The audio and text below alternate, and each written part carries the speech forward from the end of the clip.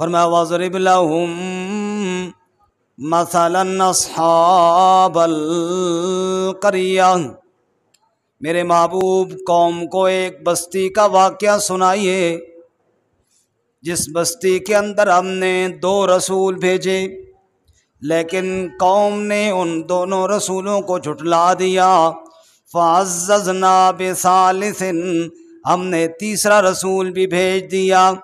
ایک بستی میں بیک وقت اللہ کے 3 رسول تشریف لے گئے، لوگوں کو اللہ کی طرف بلا رہے ہیں، لوگ انکار کر رہے ہیں۔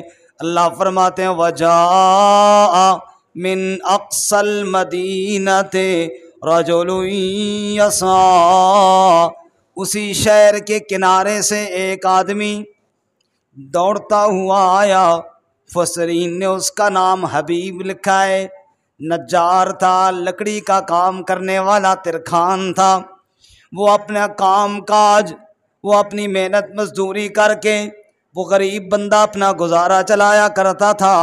اسے پتہ چلا کہ ہمارے شہر میں اللہ کے رسول آئے ہوئے ہیں، وہ لوگوں کو اللہ کی وحدانیت کی طرف بلا رہے ہیں اور لوگ ان کو جھٹلا کر ان کے ساتھ لڑائی کر رہے ہیں۔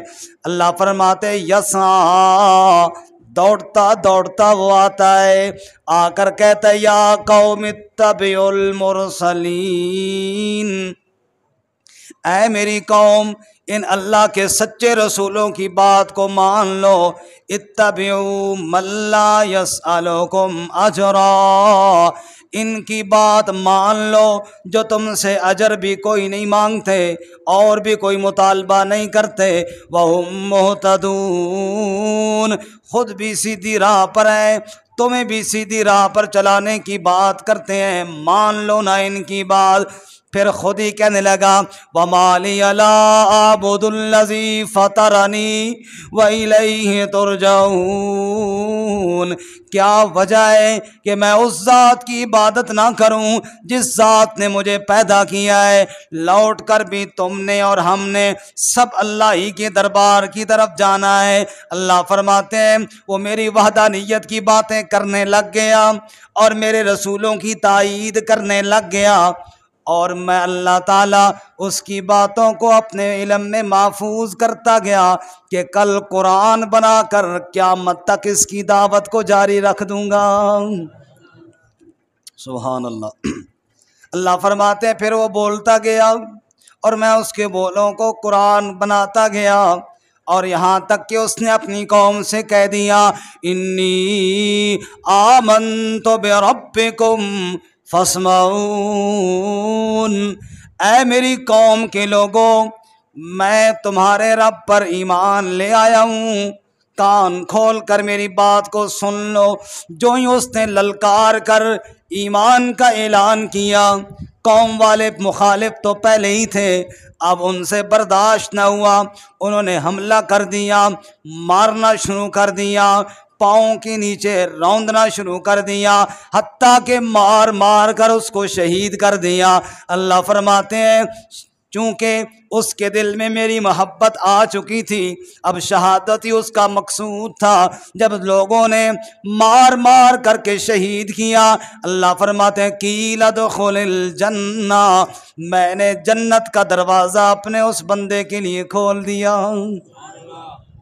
اور میں نے کہا ساری زندگی کی تیری غلطیاں معاف ہیں، چند لمحے، چند دن بھی نہیں، چند لمحے جو تو نے آ کر میرے انبیاء کی تائید کی ہے، کچھ وقت جو تو نے آ کر میری توحید کی تصدیق کی ہے، ظالموں کے مجمع میں کھڑے ہو کر تو نے لا الہ الا اللہ کہا ہے، اسی جرم میں تجھے شہید کر دیا گیا۔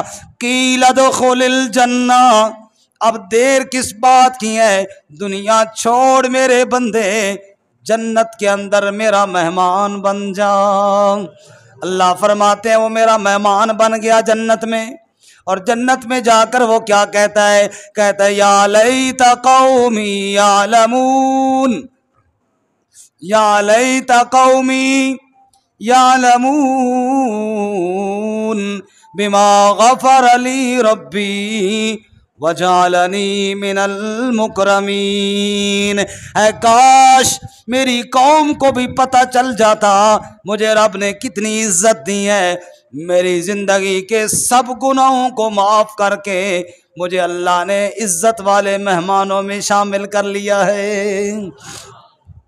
अल्लाह करीम कहते हैं लोगों ये क्यों इज्जतें मिली फारूक आज़म को, क्यों इज्जतें मिली उस्मान ज़िन्नुरैन को, क्यों इज्जतें मिली अली के बेटे हुसैन को, क्यों इज्जतें मिली अलीउल मुर्तज़ा को, क्यों इज्जतें मिली शुहदा इस्लाम को।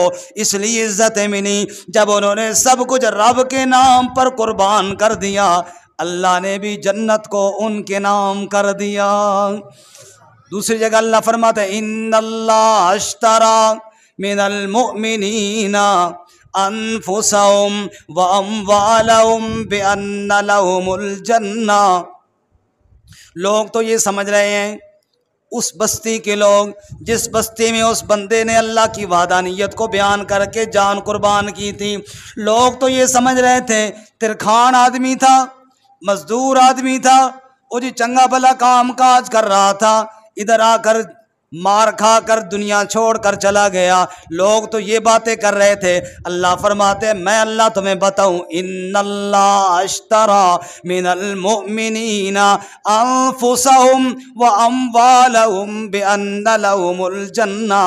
लोग ये कह रहे हैं मजदूर आदमी पता नहीं किन चक्करों में पड़ गया, और मैं अल्लाह तुम्हें बताऊं वो सुबह घर से निकला, उसके पास जान थी, उसके पास उसकी जवानी थी, उसके पास उसकी इज्जत थी। मैं अल्लाह ने उससे कहा मेरे बंदे सौदा करता है मेरे साथ, मैं तेरी जान भी ख़रीदना चाहता हूँ, मैं तेरी इज्जतें भी ख़रीदना चाहता हूँ, मैं तेरा सब कुछ लेना चाहता हूँ। या अल्लाह अगर मैंने जान दे दी तू मुझे क्या देगा? अल्लाह कहते हैं बिअन्न लहुमुल जन्ना। मैंने कहा था मेरे बंदे तू ये सारी चीज़ें मुझे दे दे, मेरी रज़ा और जन्नत तू ले ले। हबीब नज्जार ने रब के साथ सौदा कर लिया, तिजारत कर ली, अपनी जान मुझे दे दी और हमेशा के लिए जन्नत के बाला खाने मुझसे खरीद लिए। तो शहीद अल्लाह के यहाँ जन्नत में मेहमान बन जाता है। वक़्त बड़ा मुख्तसर है, आगे चलिए। रसूलुल्लाह सल्लल्लाहु अलैहि वसल्लम तशरीफ़ लाए और मेरे नबी सल्लल्लाहु अलैहि वसल्लम ने ख़ुद जज्ब शहादत को बयान किया। क़ालन नबियो सल्लल्लाहु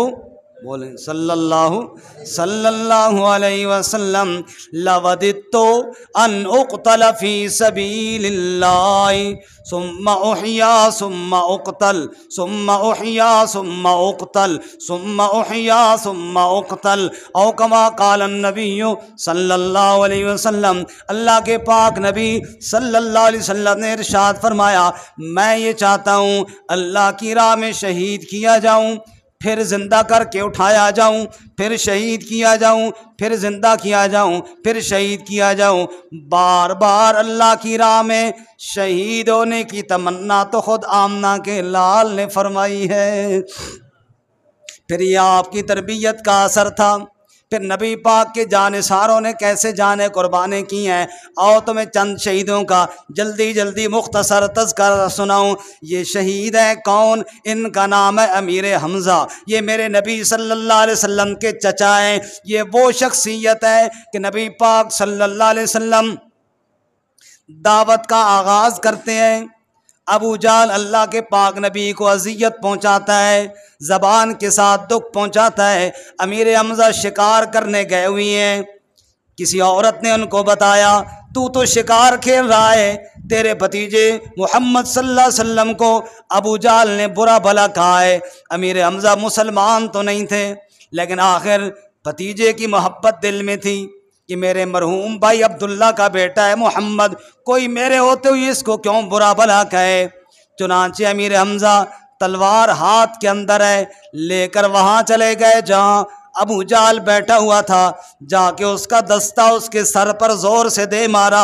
मारने के बाद कहने लगे मेरे भतीजे के साथ इस तरह की बातें तूने की हैं, खबरदार اگر آج کے بعد میرے بھتیجے محمد صلی اللہ علیہ وسلم کو تو نے کچھ کہا تو مجھ سے برا اور کوئی نہیں ہوگا۔ ابو جہل کو خوب سنائی، ابو جہل کو ہمت نہ ہوئی امیر حمزہ کا مقابلہ کرے، اتنا بڑا شیر تھا امیر حمزہ۔ واپس آئے، اللہ کے پاک نبی صلی اللہ علیہ وسلم کو بتایا، اے بھتیجے خوش ہو جا، میں نے تیرا بدلہ لے لیا ہے۔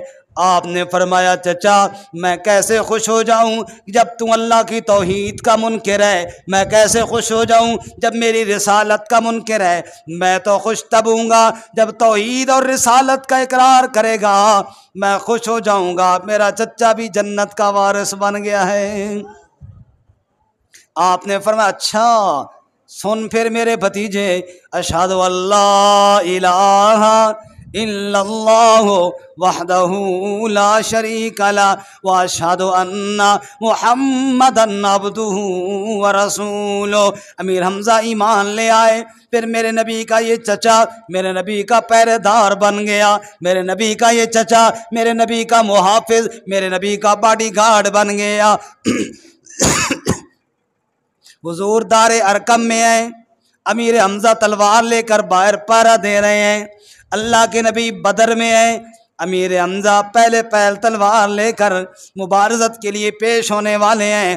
پھر احد میں ہیں، امیر حمزہ میرے نبی کے ساتھ احد میں ہیں۔ آج احد کا میدان سجا ہوا ہے، میرے نبی کا یہ چچا جو نبی پاک صلی اللہ علیہ وسلم کے سکے بھائی عبداللہ کا بھائی تھا، میرے نبی کے ساتھ چل رہا تھا۔ سب کو سبحان اللہ۔ امیر حمزہ رضی اللہ تعالیٰ عنہ کی بات آئی، ایک بڑی پیاری بات عرض کر دوں اگر توجہ فرمائیں۔ امیر حمزہ میرے نبی صلی اللہ علیہ وسلم کے سکے چاچے تھے اور عمر میں نبی پاک سے صرف 2 سال بڑے تھے۔ کتنے سال بولو جی؟ 2 سال کوئی خاص فرق نہیں ہوتا، عموماً جب بندہ بڑا ہو جائے تو برابر ہی لگتے ہیں، تو یہ نبی پاک کے برابر لگتے تھے، دیکھنے والے فرق نہیں کر سکتے تھے کہ بڑا کون ہے ان میں۔ ایک دن ایک بندے نے سوال کیا حضرت امیر حمزہ رضی اللہ تعالیٰ عنہ سے، آپ بڑے ہیں یا محمد صلی اللہ علیہ وسلم بڑے ہیں؟ بات بڑی توجہ سے سننے والی ہے۔ بندے نے سوال کیا حضرت امیر حمزہ رضی اللہ تعالیٰ عنہ سے کہ آپ بڑے ہیں یا حضرت محمد صلی اللہ علیہ وسلم بڑے ہیں؟ امیر حمزہ کا جواب سننا، فرمانے لگے ہوا اکبر منی و اسن منو، بڑے تو محمد صلی اللہ علیہ وسلم ہیں، ویسے عمر میری زیادہ ہے۔ کوئی بات سمجھ میں آئی ہے؟ کوئی نہیں آئی، اوپر سے گزر گئی ہے۔ کیا فرمایا؟ بڑے کون ہیں؟ حضرت محمد صلی اللہ علیہ وسلم۔ کیوں؟ وہ اللہ کے نبی ہیں، میں امتی ہوں، میں یہ تو نہیں کہہ سکتا میں نبی پاک سے بڑا ہوں۔ بڑے تو نبی پاک صلی اللہ علیہ وسلم ہیں، وہ اسن منو، عمر میری زیادہ ہے، 2 سال عمر میری زیادہ ہے۔ بڑے اللہ کے نبی ہیں، چچا بھی تھا اور اتنا با ادب چچا تھا نبی پاک صلی اللہ علیہ وسلم کا کہ اس طرح بھی نہیں کہتا تھا کہ میں نبی پاک سے بڑا ہوں۔ احد کا میدان ہے، نبی پاک صلی اللہ علیہ وسلم بار بار اپنے چچا کا چہرہ دیکھتے ہیں اور حضور کہتے ہیں مجھے بتایا گیا کہ تمہارا بابا عبداللہ بالکل ایسا تھا جیسے تمہارا چچا امیر حمزہ ہے۔ حضور کہتے تھے میں نے اپنے بابا عبداللہ کو تو نہیں دیکھا، میرا دل چاہتا ہے اپنے چچا کو تو دیکھتا رہوں۔ بار بار آپ اپنے چچا امیر حمزہ کے چہرے کو دیکھتے ہیں، محبت بھری نگاہیں ڈالتے ہیں۔ امیر حمزہ آ کر کہتے ہیں یا رسول اللہ یہ بتاؤ جنت کہاں ہے؟ جنت کہاں ہے؟ گھمسان کی جنگ ہو رہی ہے، جنت کہاں ہے؟ حضور نے کہا چچا جان تحت ظل سیفک، جنت تو تیری تلوار کے سائے کے نیچے ہے۔ امیر حمزہ نے کہا بھتیجے پھر انشاءاللہ ملاقات جنت میں ہوگی، پھر مجھے جانے دے، میں جنت میں جانا چاہتا ہوں۔ پھر امیر حمزہ نے ایک ہاتھ میں تلوار پکڑی، دوسرے ہاتھ میں ڈھال پکڑی، دشمن کے جم گھٹے میں گھس گئے اور ایک ایک وار سے کئی کافروں کو جہنم کی طرف دھکیلتے چلے گئے اور آگے بڑھتے گئے، آگے بڑھتے گئے۔ حملہ ہوتا رہا، امیر حمزہ آگے بڑھتا جا رہا ہے، آگے بڑھتا جا رہا ہے، حتیٰ کہ واشی جو بعد میں وہ بھی مسلمان ہو گئے، انہوں نے پتھر سے چھپ کر کے حملہ کیا۔ کہتے ہیں میں نے دیکھا تھا امیر حمزہ کا سامنا تو میں کر نہیں سکتا، میں پتھر کے ساتھ چھپ کر بیٹھ گیا، میں نے دیکھا وہ آگے بڑھ رہے ہیں، بڑی جرت سے آگے بڑھ رہے ہیں، صفایا کرتے جاتے ہیں، آگے بڑھتے جاتے ہیں۔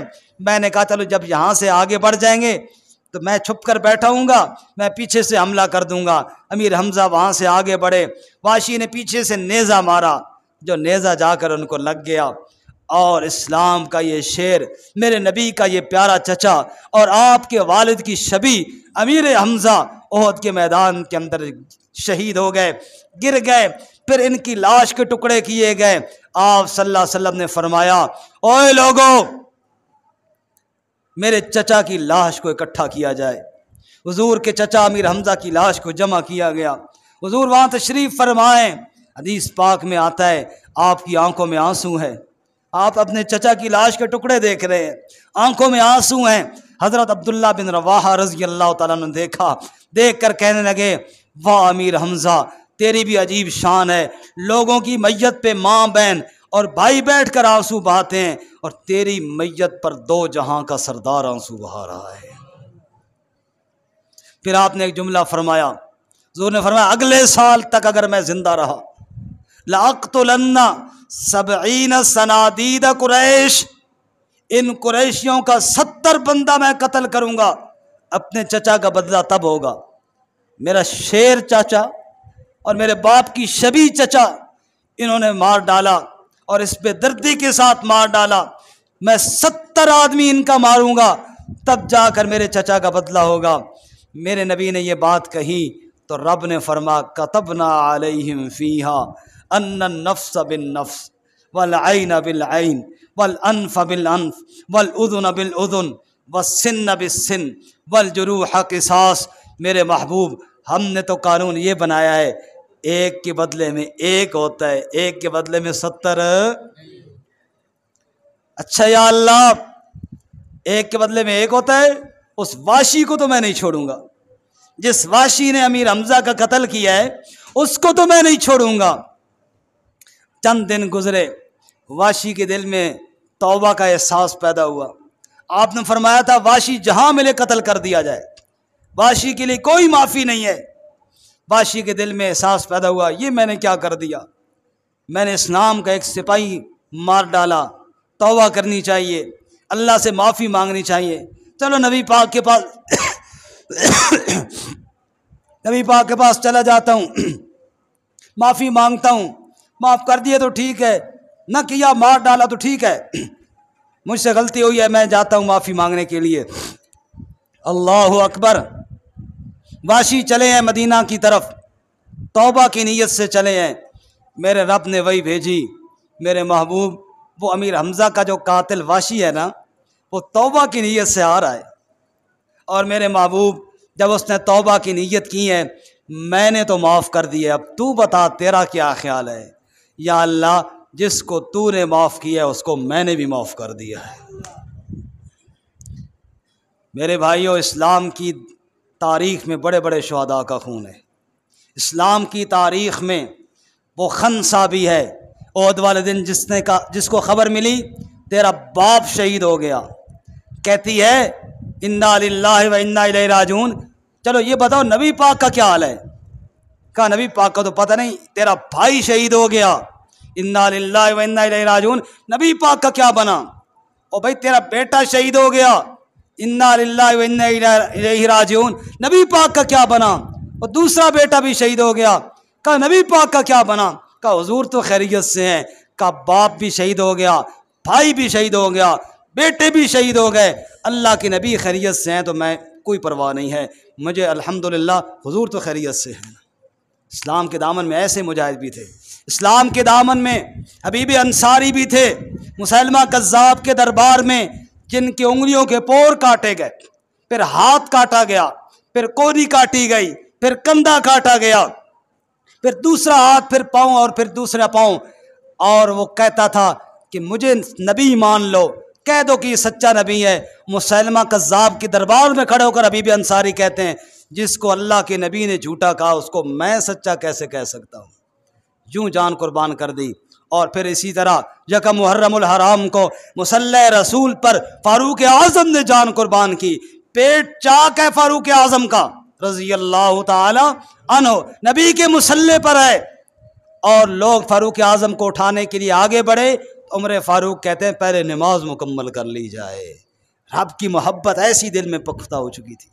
اور پھر حضرت عائشہ رضی اللہ تعالیٰ عنہ کی طرف پیغام بھیجتے ہیں، اگر اماں جان اجازت دے تو نبی کے روضے میں میری قبر بنا دی جائے، اگر وہ اجازت نہ دیں تو باہر بقیع کے قبرستان میں دفن کر دیا جائے۔ تو اللہ تعالیٰ نے یہ مقام عطا فرمایا۔ اور بالکل آخری بات، 10 محرم الحرام کو پھر نواسہ رسول، میرے نبی کی گود میں کھیلنے والا، نبی کی لعاب چوسنے والا، اور نبی پاک صلی اللہ علیہ وسلم کے زبان مقدس سے کانوں میں اذان سننے والا حسین، وہ بھی کربلا کے اندر شہید ہوا۔ تو کس کے نام پر شہید ہوئی بولو جی؟ تو اسلام کی تاریخ میں بہت شہداء ہیں، جن کو دھوکے سے کوفے بلایا گیا۔ کس طرح دھوکے سے بلایا گیا؟ جن کو دھوکے سے کوفے بلایا گیا، جن کو بیٹھے بٹھائے ستایا گیا، جن کے بچوں کو بھوکا سلایا گیا، جن کی گردن پہ خنجر چلایا گیا، اس حسین ابن علی کو لاکھوں سلام۔ ہماری طرف سے سب شہداء کو لاکھوں سلام۔ اس لیے میرے بھائیوں، آخر میں اتنی بات ضرور کہوں گا کہ سب شہداء ہمارے آنکھوں کے تارے ہیں۔ ہم اہل سنت والجماعت سے ہیں، اور ہمارا یہ نظریہ ہے کہ اسلام کے نام پر جس نے بھی خون تو بڑی دور کی بات ہے، پسینہ بھی بہایا ہے، اس کی جوتیاں ہمارے سر کا تاج ہے۔ خون تو بہت بڑی بات ہے نا، جس نے خون دیا ہے وہ تو ہمارے آنکھوں کا نور ہے، جس نے پسینہ بھی اسلام پر لگایا ہے وہ بھی ہمارے سر کا تاج ہے۔ ہم سب کی قربانیوں کو سلام پیش کرتے ہیں۔ اسلام کی راہ میں ایک نے تو نہیں، سب نے قربانیاں دی ہیں، ہم سب کو سلام پیش کرتے ہیں۔ خدا کی راہ میں کیا کیا دکھ اٹھائے ہیں صحابہ نے، بولو کس نے اٹھائے ہیں؟ بولو سارے، بولو کس نے اٹھائے ہیں؟ یہ سب نے کہنا ہے میرے ساتھ، صحابہ نے۔ خدا کی راہ میں کیا کیا دکھ اٹھائے ہیں صحابہ نے، محبت میں نبی کی سر کٹائے ہیں، محبت میں نبی کی سر کٹائے ہیں صحابہ نے، گلے میں توق سینے پہ پتھر خون بہتا ہے، گلے میں توق سینے پہ پتھر خون بہتا ہے، مگر پھر بھی توحید کے نعرے لگائے ہیں صحابہ نے، مگر پھر بھی توحید کے نعرے لگائے ہیں صحابہ نے۔ وہ بدباطن جسے اعتراض ہو سامنے آئے، وہ بدباطن جسے اعتراض ہو سامنے آئے، خدا کی راہ میں اپنے گھر لوٹائے ہیں صحابہ نے۔ منافق ہے وہ سینہ ہے جس میں بغض اصحاب محمد کا، مسلمانوں کے دلوں میں گھر بنائے ہیں۔ اللہ تعالی ہمیں ان مبارک ہستیوں کی اتباع کی توفیق عطا